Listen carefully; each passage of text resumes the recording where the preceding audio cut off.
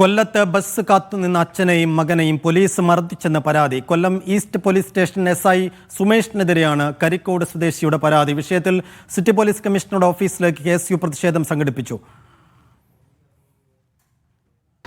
വാപ്പാടുത്ത് ചോദിച്ച് മദ്യപിച്ചിട്ടിരിക്കുവാണ് ഊതാൻ പറഞ്ഞു. അപ്പോൾ വാപ്പ പറഞ്ഞു ഞാൻ മദ്യപിക്കത്തില്ലെന്ന് പറഞ്ഞു. ഞാൻ പള്ളിയിൽ പോയിട്ട് വന്ന് ടിക്കറ്റ് കാണിക്കാമെന്ന് പറഞ്ഞു ട്രെയിനിൻ്റെ. പുള്ളി അപ്പം ഒരു അയവ് വരാൻ വേണ്ടി വാപ്പ പറഞ്ഞ് കരിക്കോട് കോൺഗ്രസിൻ്റെ ഡിവിഷൻ പ്രസിഡൻ്റാന്ന് പറഞ്ഞപ്പോൾ പുള്ളി വാപ്പയെ പിടിച്ച് തള്ളി.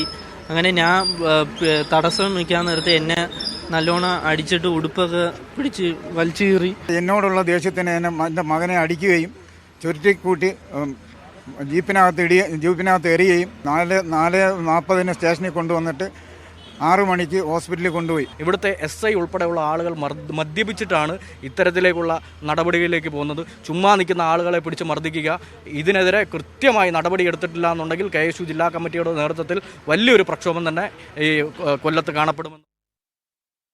ലിജോ റോളൻസ് അംശങ്ങൾ നൽകും. ലിജോ, ഇതെന്താണ് അവിടെ സംഭവിക്കുന്നത്? ഒരു വാഹനം ഓടിക്കുന്ന ഒരാളാണെങ്കിൽ ഈ ലഹരി പരിശോധനയൊക്കെ പോലീസ് നടത്താം. ഇത് ബസ് കാത്തുനിന്ന ആളുകൾ എന്തിനാണ് ഇങ്ങനെ മദ്യപിച്ചിട്ടുണ്ടോ എന്ന് പരിശോധിക്കുന്നതും പിന്നീട് അതൊരു മർദ്ദനത്തിൽ കലാശിക്കുന്നത് എങ്ങനെയായിരുന്നു?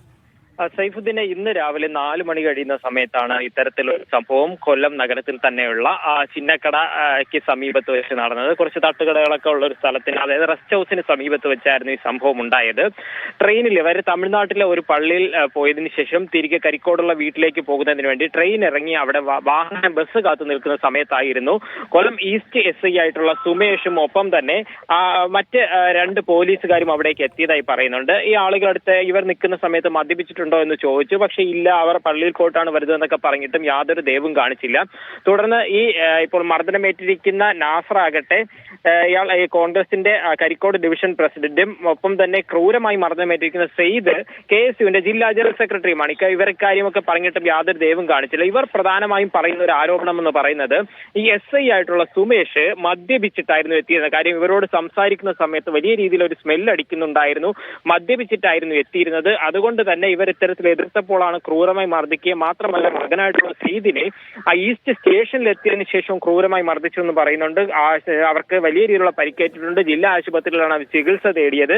അതിനുശേഷം പോലീസിനോട്, അതായത് SCPയോടൊക്കെ സംസാരിച്ചപ്പോൾ മനസ്സിലാക്കാൻ കഴിഞ്ഞത് ഈ SI അതിനുശേഷം വൈദ്യ പരിശോധനയ്ക്കോ മറ്റൊരു കാര്യങ്ങൾക്കും എത്തിയിട്ടില്ല. അതായത് ഇത്തരത്തിലൊരു സംശയമുള്ളത് കൊണ്ട് തന്നെയാണ് ഇത്തരത്തിൽ എത്താതെ മാറി നിൽക്കുന്നു. എവിടെയാണെന്ന് കൃത്യമായി അറിയില്ല എന്നുള്ള ഒരു വിവരമാണ് സിറ്റി പോലീസ് പോലും നൽകുന്നത്. അതായത് സിറ്റി പോലീസിന് കീഴിലുള്ള പ്രധാന സ്റ്റേഷനാണ് ഈസ്റ്റ് പോലീസ് സ്റ്റേഷൻ എന്ന് പറയുന്നത്.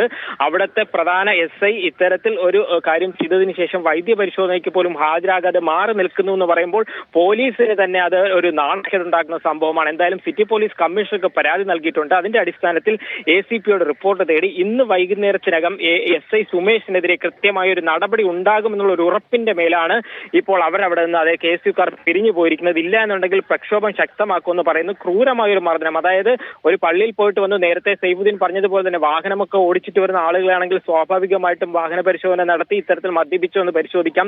ബസ് കാത്തു നിൽക്കുന്ന ആളോട് എന്തിനാണ് ഇത്തരത്തിൽ മദ്യപിച്ചിട്ടുണ്ടോ എന്നുള്ളത് ചോദിച്ചതിന് പോലും കൃത്യമായ ഒരു മറുപടി നൽകാതെ ക്രൂരമായി മർദ്ദിക്കായിരുന്നു. പിതാവിനെ പിടിച്ച് തള്ളിയത് എതിർത്തപ്പോഴാണ് സെയ്ദിനും ക്രൂര മർദ്ദനമേറ്റത്. സൈഫുദ്ദീൻ. ലിജോ റോളൻസ്, കൊല്ലത്ത് നിന്ന്.